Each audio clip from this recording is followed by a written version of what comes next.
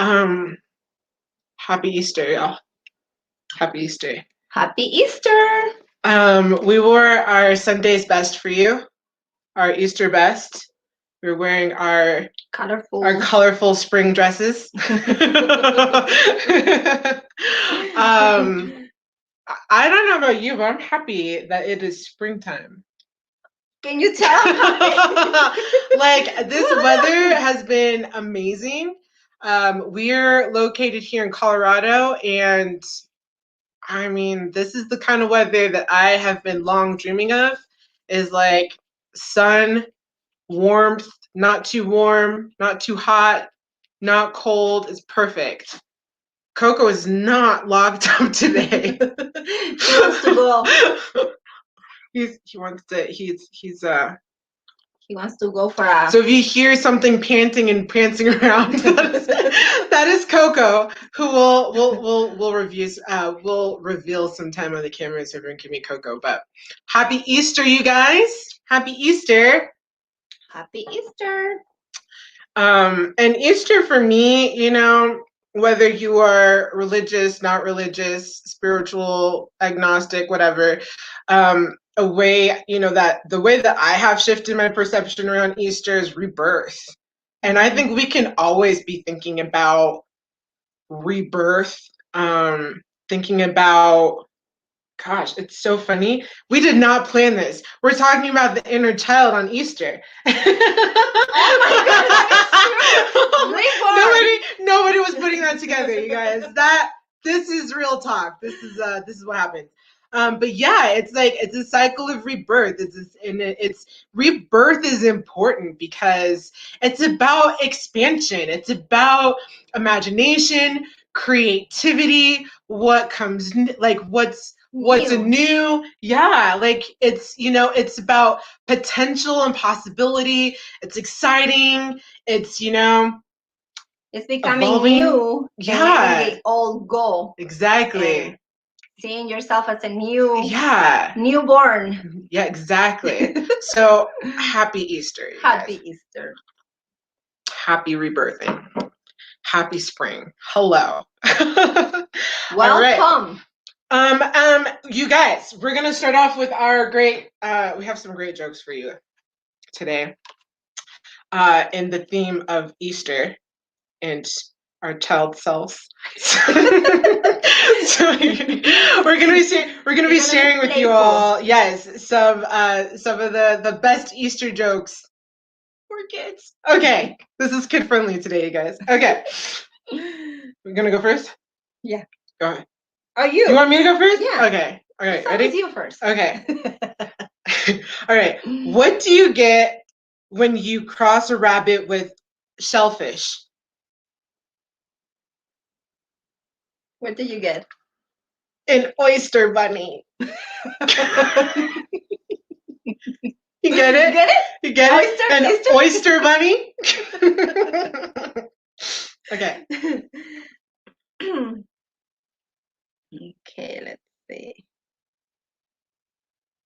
How do you send a letter to the Easter bunny? I don't know. By hair mail. Hair mail. Okay. What day does an Easter egg hate the most? What? Friday. Friday.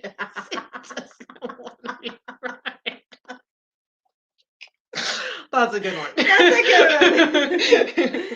one. What do you call the Easter bunny the Monday after Easter? That means tomorrow. I was like, tomorrow? No, that's not the answer. You're supposed to ask me. Okay, I don't know. What is it? Eggs hasted.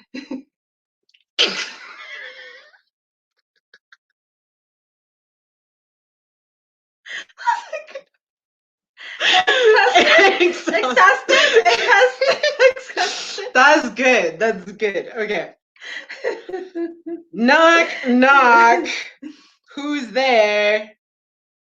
Some bunny. Some bunny who? Somebody's been hiding my Easter eggs. That's cute. Yeah. Okay.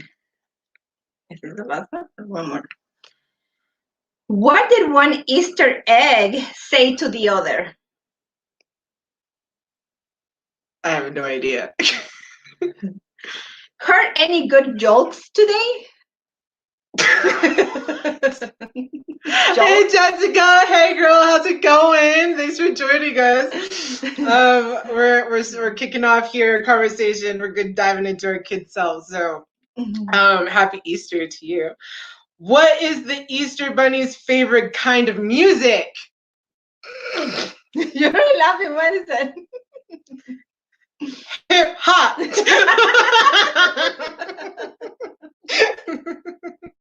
Okay, one more. Where does the Easter Bunny eat breakfast? Everybody knows this. Come Rise and Shine restaurant. on. I know. I have. That's ridiculous. Okay. Oh my god. We hope you guys enjoyed those Easter. See, she said it. Listen. I have. Liz got it. Cheers to you, Liz. Happy Easter, Liz. Thanks for joining in and dropping by to talk to us today, joining this conversation. You guys, I'm so glad you guys joined this conversation. We talked about this in our last conversation with you all, and we mentioned reparenting, and we got a lot of feedback actually about the reparenting process. And some of you, maybe a lot of you, those of you who have tuned in, are probably like, "Oh my gosh, I'm going through this right now." Is it just me, or is this like? I mean, people are not talking about reparenting and the inner child. Like, inner child was introduced to me, I don't know, a few years ago, and it was a totally new concept, to be honest. And I feel like I'm only now uncovering like more layers to this process of reparenting and understanding your inner child. And I realized like I had a very limited perspective and I wasn't even getting it. I didn't even have it right, really. And it is so vast. The reparenting inner child work. And it's not work actually. I'd like to use the word expansion. It's expansion. It's expanding, it's nurturing, it's nourishing. But it is definitely a process. It's a process. And so huge process. Yeah. So we wanted to talk about it. Like for me, when they told me, or when I knew I had to connect with my inner child, and they said, well, you know that everything that you think, that everything that you act on, or the emotions and everything that comes up, it comes from the inner child. Yeah. So when they said inner child to me, it's like, inner child? What do you mean by that? What is an inner child? Yeah. So like, I would like to hear some feedbacks from you guys. If you guys, because for me, I didn't know that we had an inner child. Yeah. So and a few years ago too, I began to understand what that was. Yeah. And to connect to what that is, And so if you guys have, I don't know if you guys. Yeah, do you know what the inner child is? Yeah, if you're watching right now, like, let us know in the comments what you consider the inner child to be. If you're doing this work yourself, or have explored this work yourself, contacting, getting in touch with your inner child, love to hear from you. What is the inner child to you? So what I came to find out from the inner child is that it's not separate from me. It's me as a baby. It's me as that little person in me, that it can be from different ages, from 7 to 10 years old, different babies. So that inner child is the one that that is throwing tantrums, that he wants to control, that he wants to do this, and he wants to do all the stuff in your life that you go through and that you don't know how to deal with it. Like when you go through problems, right? And you want to control the situation. And that inner child, and you're feeling something like, let's say, when I go through a problem, what I want to do, the first thing that I want to do is control. I want to fix it. And I want to know, why am I going through this, right? And what is it? Is that inner child throwing tantrums, that it wants to fix it, that it wants to control it. Because why? Because that inner child doesn't know how to stay quiet, how to be. It hasn't expressed itself. Yeah. It hasn't been allowed room to communicate. Yes. So since that inner child was never given a voice when it was little, it expresses itself in different ways. Yeah, and the way I look at inner child is, it's the aspects, the personality traits, the characteristics, the aspects, the unrequited dreams, we can say, all these things that have been rejected, disowned. This is what in the, what the conscious spiritual community talks about, doing the shadow work.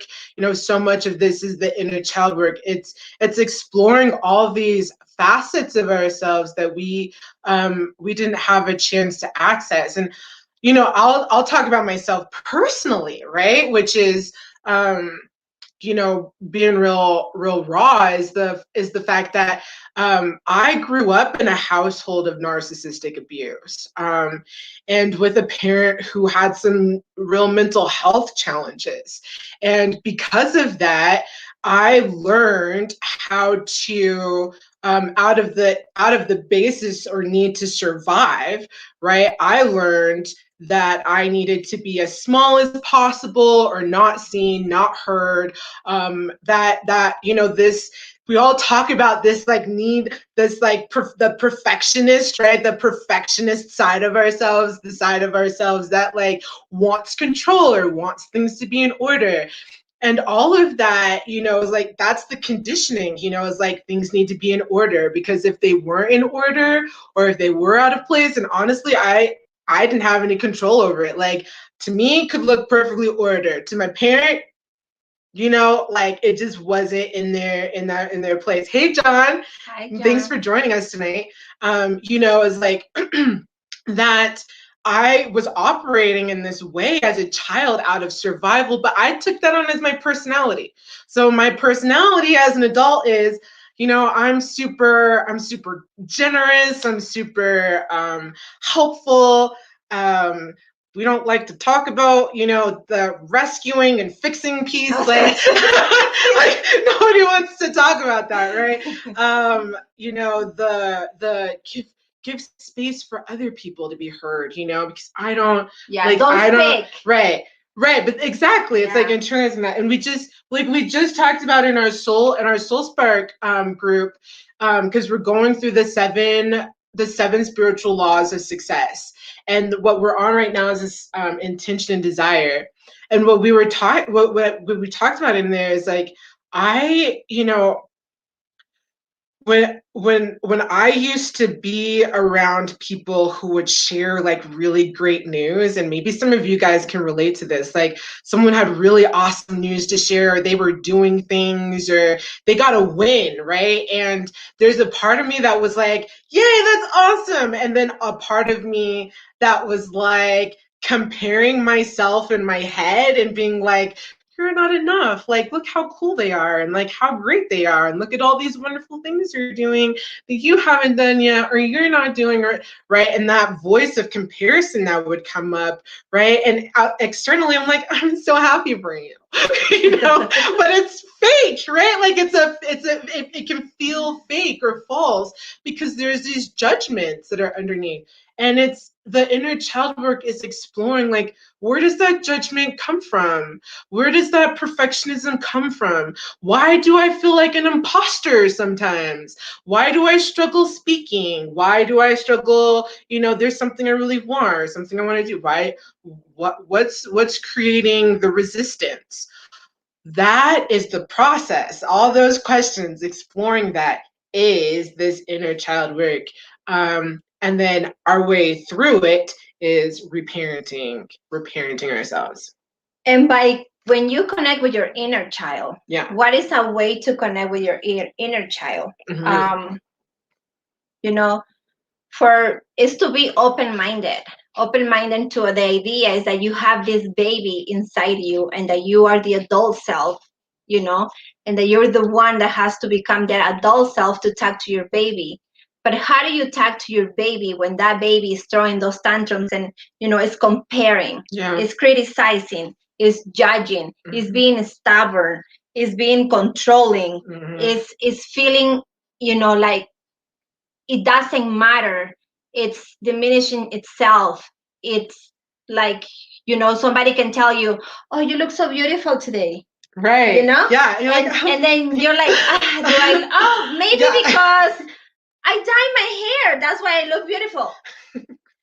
But right. Why can we not take good criticism? Why can we not take good compliments? Why can we not? Because something. Or like your best friend are like, oh my God, stop talking. I think you're lying. Thanks. I don't know what to say. Yeah, exactly. It's because when we were little, we weren't taught that. We weren't taught to feel pretty, to feel loved, to feel safe, to feel secure. Yeah. And it's what it comes up as an adult self. Yeah. Yeah. And that's when I say my inner baby is throwing a tantrum right now. Yeah. And what do you have to be? What do you have to do? You have to be that compassionate parent that is going to talk to that inner baby. Yeah. And how do we talk to it? How do we recognize it, first of all? How do you recognize your inner baby? Well, that takes some awareness. Acknowledge, you have to acknowledge. And it's you find it out through insecurities. Like when you start to feel insecure or upset or mad, pissed off, reactive, anytime those what we would call negative emotions, but it's like I don't like talking about it in this way of like negative emotions and positive emotions, because they're just emotions, and in labeling them as negative and positive is exactly why we are all fragmented and all repressing and disowning things, because they're negative emotions. But when we come to face these aspects that don't feel comfortable, mm-hmm. That's how you know. That's how you know when it doesn't feel comfortable. Why? Because the baby doesn't like to feel anything that is not familiar. It likes to feel comfortable.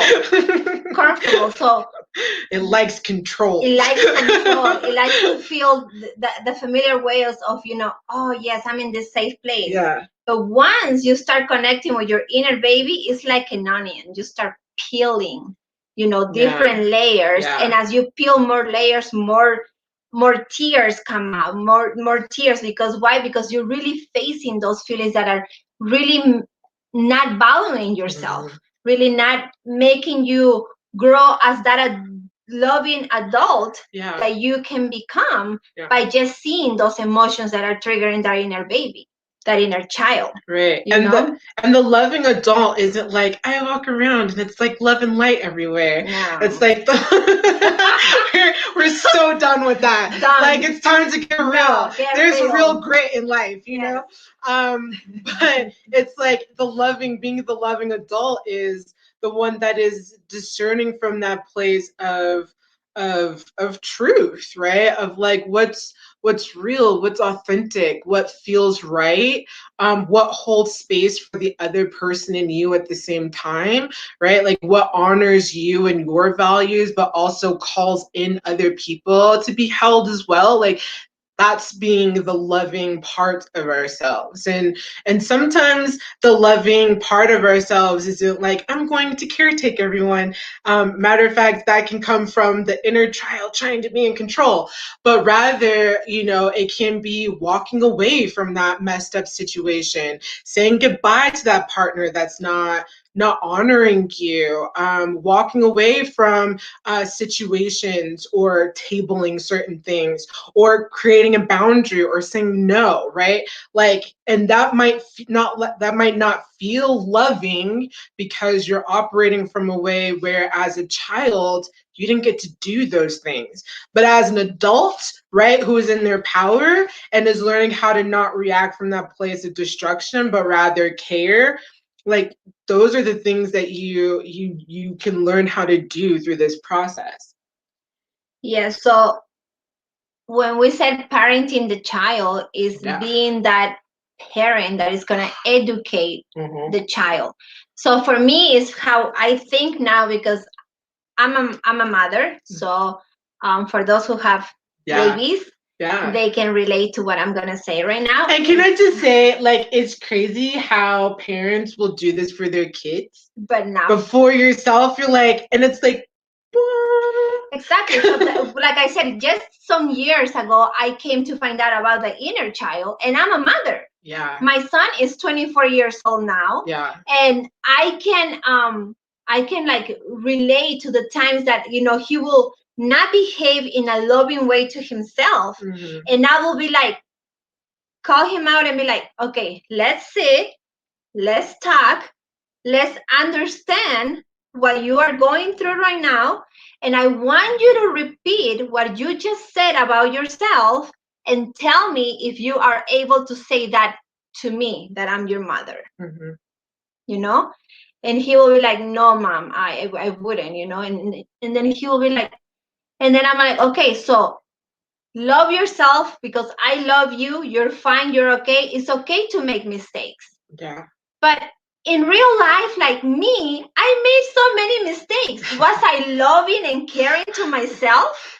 No, I was the worst critic when I will make a mistake for myself. Yeah, that guilt. That guilt is tripping. Horrible, and there was times too that I had to discipline my son, and the guilt that comes when you discipline that son, with your kid, and I will discipline him and be like, okay, this is happening because you did this, and that, and you made bad choices. You go into your room. After I spank him so many times, of course, go to your room, cry it out, and then come out when you're done crying, and we can talk about it. And you tell me that what you did was a good decision or not. Yeah. So same thing with my inner baby. It's like I can be throwing tantrums, trying to control everything in my life. Yeah. But what is it really doing for me? Yeah. And parenting, and that's the thing too. Like, there's another, subject that is coming up, is like, when it comes to discipline, right? So, for me, and I talk as a single person who doesn't have children, but who has worked with children, and it's really calls in the moment. For me, I grew up, with spankings. I personally don't spank, but I know that there are parents out there who do. And so I just want to open up and say that this conversation is not out of one of judgment, but of one that we can learn together, like the ways that we are learning parenting and learning how we deal with emotions and how we deal with those things. So, when it comes to the process of reparenting, when it comes to the process of taking care of your inner child, the things that we learned, right, from our own parents, often we carry forward.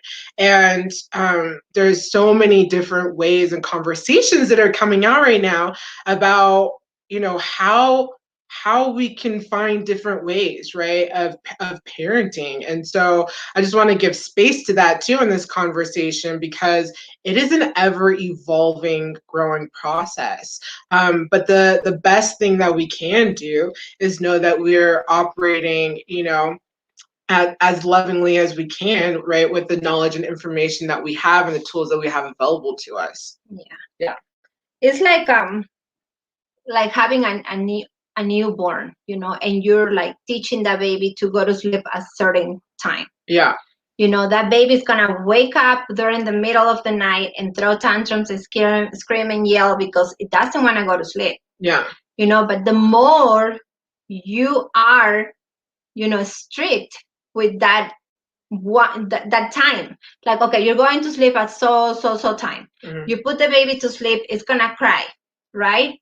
What you can do is just hold him, talk to the baby, put it back. Right. But like, don't hold him and make him feel like he can do whatever he can do. Like, you will take him to your room or put him in your bed, because that's what that baby wants, is to do whatever that baby wants to do. Right. But is the discipline with love and the what is the word that I'm trying to come up with, that consistency. Yeah. That consistency of showing it that it's okay to feel, comfort, to feel this way, and that it's okay to do this right now, because it's good for you, right? So this is how we have to talk to our inner baby, is tell it. Acknowledge every feeling, every emotion, and talk to your baby. How will you talk to your baby? Yeah, it's about understanding what it needs to feel comforted. The ways, like what you need to do to nurture yourself. The things that you need to do for yourself, right? Like it's meeting your own needs, that you're not looking externally for those needs to be met, but how can you meet them for yourself? It's like, if what I feel is disconnected, then how can I give myself connection right now, right? If what I'm feeling is hurt, how can I give voice to my hurt? What needs to be communicated? What needs to be said? And what avenue does that need to be done in, right? And in doing that is like it's a process. It's a constant process of engaging with the needs that are coming up and the emotions that are coming up, and nurturing and nourishing it with as much care, kindness, compassion, grace, right? That helps you return yourself to a state of peace. That helps you return yourself to a place where there's calm, right? And you can feel more grounded rather than reactive, right? In certain situations. Right. So yeah, it's a constant process, and it's being so kind. Like I know me, I could sit there all day and like talk to friends who are going through hard issues. I can, when I'm working with people, I can sit there and just be that voice of like care and validation, right? And honoring their emotions, giving space to what they need, listening and hearing them, being engaged and repeating back to them that I hear their emotions, right? Yeah. It's learning how to have that active, listening and engagement that I would do with my friends, with people I'm working with. So easy. But I didn't realize, that it's like, oh, you have to do that here. What I don't know about some of you, but what I thought about, when it came to doing the inner child work is, all right, find a picture of your kid self, put it out on your table or on your bedstand and look at it every day and remember that that's you, right? And then maybe you tell like, hi, kid self, like, we're going to have a great day today. No, that's not inner child work. That's a part of the process, right? But inner child work it's a deep process that is internal, that is highly active and engaged in all moments when those insecurities and stuff come up, and how you can be as compassionate, kind, loving to yourself, forgiving to yourself, letting go, just like how you would see your kid, like, like sometimes we get it wrong and it's okay to make mistakes, and this is how we learn and grow, right? It's like I would say that to somebody else, or I would say that to a kid. but I hadn't thought to say that to myself in moments of like, hey, Sarah, you made a mistake here. Instead of being like, I made a mistake. Like, what am I going to do? I have to figure this out. Control. It's like, no. You made a mistake. It's okay. This is how we learn. What lesson are we learning from this? How do we grow from this? And how can we give ourselves forgiveness and grace and compassion for getting something wrong? And, what do we need to do for ourselves? Because sometimes there's something you need to do that might help rectify it, right? Sometimes it's just acknowledging it within yourself. Sometimes it's taking it a step further and, apologizing or sharing your emotions or writing something out or going for a walk or, but you honor the need that you have in that moment that requires you to come back to that place of peace. Yeah, it's accept that what you're going through, it had to happen so your baby can react and you can see more deep as why the emotions are coming up and why is that emotion so it triggers so hard, so painful, that pain that you feel inside. Why did it trigger so much? Mm-hmm. Because your inner child at some point when we were babies, somebody or whatever experience that we had with our parents, because it really comes from our parents, how we were treated, how we were raised, how we can have a comparison in our lives that we're going through, like this person treated me this way, but why do I feel so hurt, so much pain?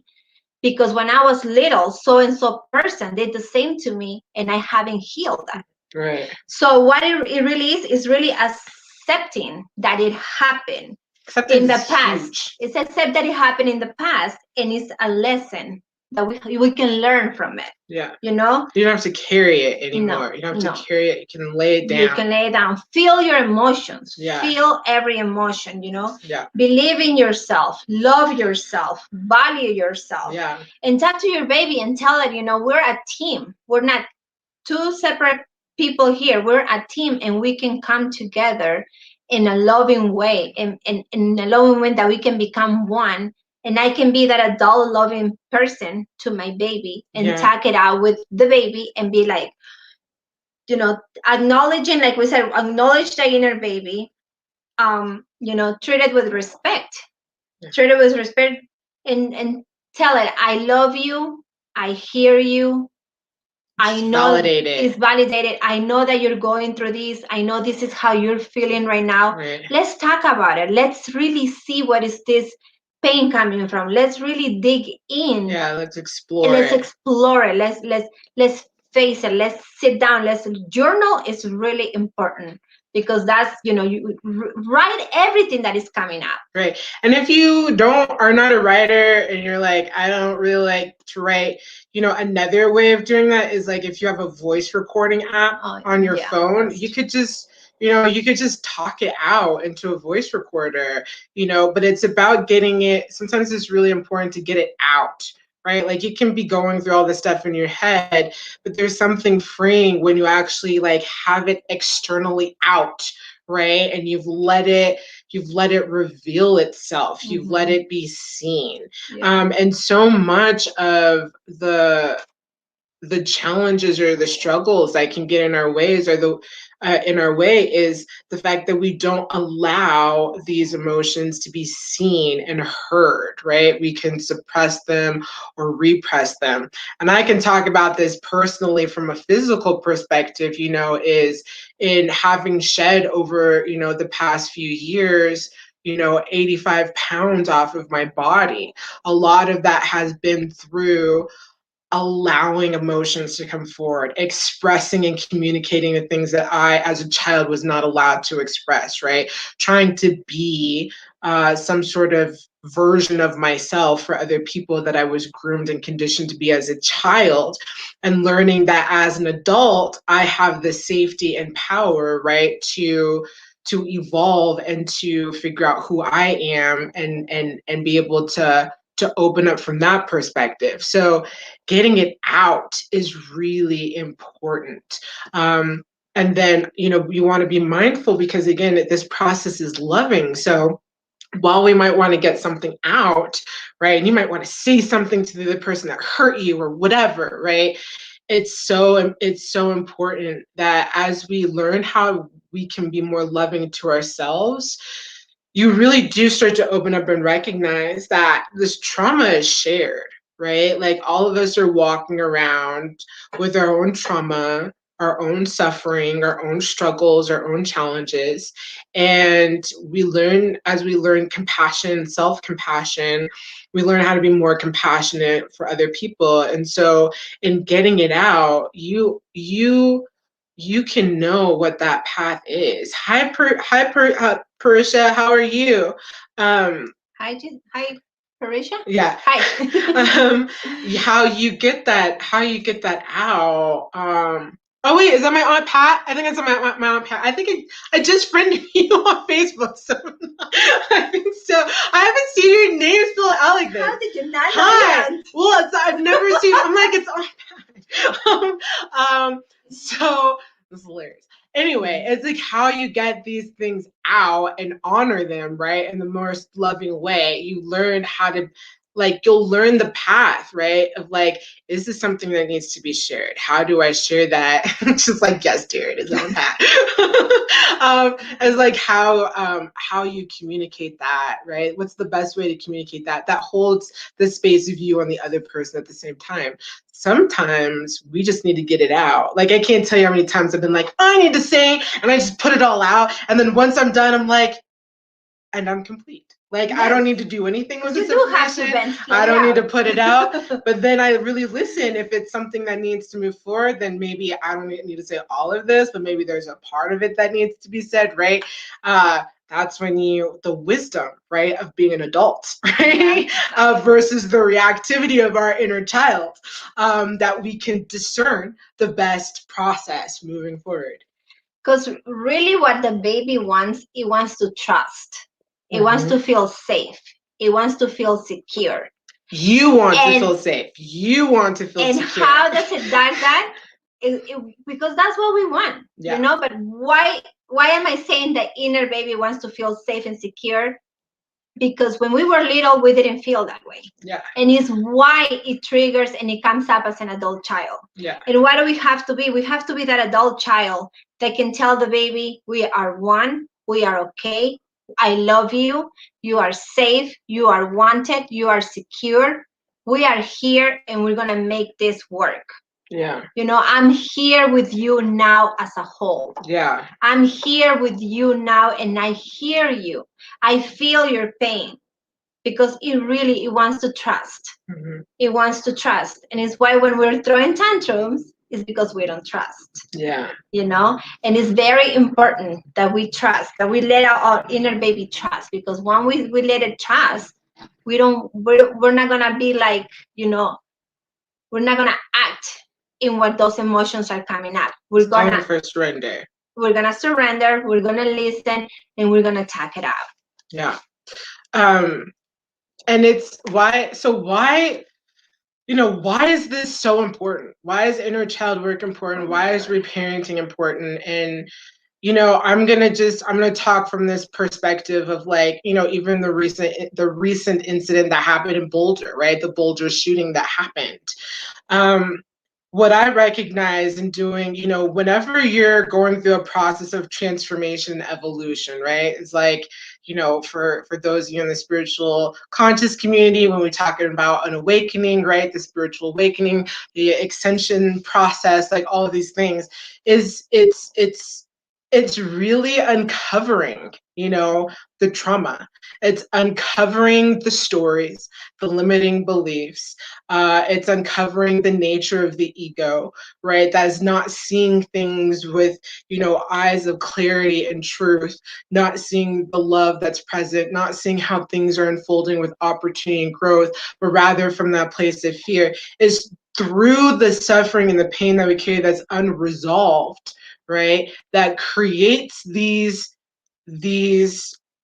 traumas out in the world, where people lose sense, right, of reality, and they do dangerous things. It's by not doing this work, by not opening the space up towards integrating and becoming whole within ourselves, we come into these incidents in the world, right? These major tragedies, the ways of which pain is just creating more pain. And so, in a larger context, even with these very hard conversations right now, we're going through, the George Floyd case right now. The conversation around that, it's bumping up right against all this deep trauma, this deep rooted trauma. And doing this work, right, is the individual approach of releasing what's there so we can stop having situations where we can help create a world where emotional intelligence, emotional safety, right, it becomes a part of our regular vocabulary, a part of our values and principles as a society, because what we want is a society where people can be whole.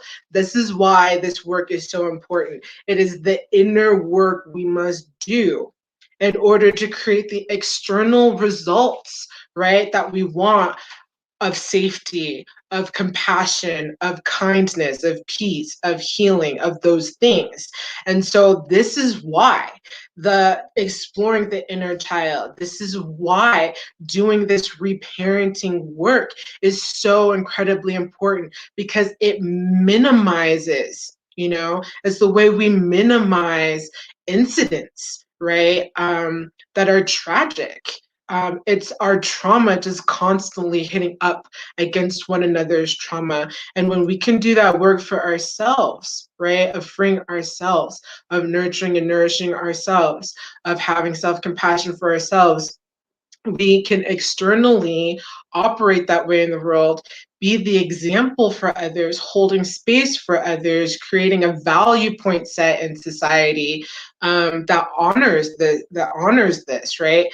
And that's really the ripple effect of that shift, Yes, and it's recognizing our traumas, because really all of us have something that we went through when we were little. I mean, we can have this conversation for days. Because if I go point on point and year. she goes point on point of all the traumas that we went through when we were little, we all have it. We all have those traumas that are impacting our lives now as an adult.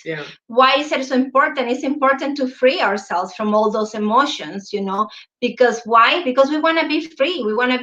I want to be this loving, you want to know person. who you are. You want to know you who want you the are. life you actually desire. You want to be authentic. Like we talk about authenticity, you're not walking around authentic if you're not doing this work. And by being authentic, it's really seeing, it's really exploring what you yourself is feeling. In those moments of that whenever you, like, let's say you deal with this person, I deal with this person, and I'm like, I don't know why, but just by seeing this person, it's like irritating me. Really? Is it irritating you? Maybe because it's mirroring something about yourself that you need to change. Right, yeah.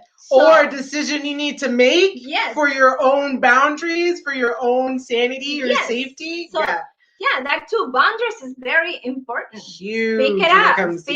Speak up. Say it. Value yourself. Value yourself, because it's really, like I said, safety. If you're creating that safety for your inner child, you two are going to become because we are one. But we're separate because of those emotions that are triggering, and you have to become the adult and the baby. Because we're separate in ourselves, because we're fragmented in ourselves. We're just operating in a world of separation, limitation. This is why the world is the way it is. Exactly. Because we're not really being authentic with ourselves. We're not really looking into our traumas. We're not really acknowledging our inner baby. We're not really loving ourselves. And to love yourself is really starting to see what's really bothering you from others or yourself, and really facing it and work on it. Work on it, because it's important for you. You're doing this for you. So, this, we're just giving our own, understandings of what we've experienced and what we've been working through. And, we would love to hear from you if you want to share, what do you see as the process of this inner child work? What lessons have you learned? What aha moments have you learned, that wisdom that you want to share to help other people in the process? Because the reason why we open this space, the reason why I have my Meant for More podcast, reason why, it's creating these conversations at all, is about the ways that when we share wisdom, when we share the process, when we share the journey with one another, we all grow. We all learn. You never know. It's like interesting because I'll be engaging with people. You guys know me. I put my little question posts and I love it because I love hearing different perspectives on things. But there are people who come across this, right? Who like hear something for the first time. And it's like, and this is how we learn and grow is with one another, through sharing our stories, through sharing our lessons, right? Through sharing our challenges and how we've overcome them. And so that's why this space is here. And if you want to share anything that you've learned or understanding, or your own experience even with this process, please feel like please engage with us, please comment, please share, because we read everything. And we care genuinely and want to carry this conversation forward. So thanks for being here tonight and sharing this space with us. Yeah, thank you. And we want to create togetherness. We don't want to create separation. And it's why it's so important for us to share what we're learning as we're growing more to become that whole person, that I want to be, that loving person for myself, that to care and acknowledge myself as I'm doing now, because I'm not saying that this work is easy. It's not, but it's such an important work that is how you're telling yourself you love yourself. Yeah. Because you really want more for you. Yeah. And you are meant for more. This is why she has that podcast. It's meant for more. It's about y'all. Y'all are meant for more. It's all about us. Hi, Jessica. Thank you so much. I'm glad you love what we're. I love that you're loving what we're sharing here, and thanks for sharing in this space with us tonight. I really appreciate having you here. Yeah, thank you for taking the time to be here and for taking the time to acknowledge you. Yeah. So happy Easter, yes, happy Rebirth Easter. Day. Enjoy the beautiful weather that's opening up. Oh my God, it's just so beautiful. Ooh, I don't know about you, but lots of hikes, lots of camping. I'm like, we're already planning all sorts of different things for the summer. So, enjoy the week. Dive in and explore. Google is your best friend when you're learning about things. And explore this inner child work. If this is new to you or you're growing in it as well, and continue to do that work, because know that through doing that work, you are the healing that this world needs, just by doing your own healing. So love to each and every one of you. Have a great week. Bye, Marcella. So good to see you here. Bye, Pat, if you're still watching. And we'll talk to you all later. Bye.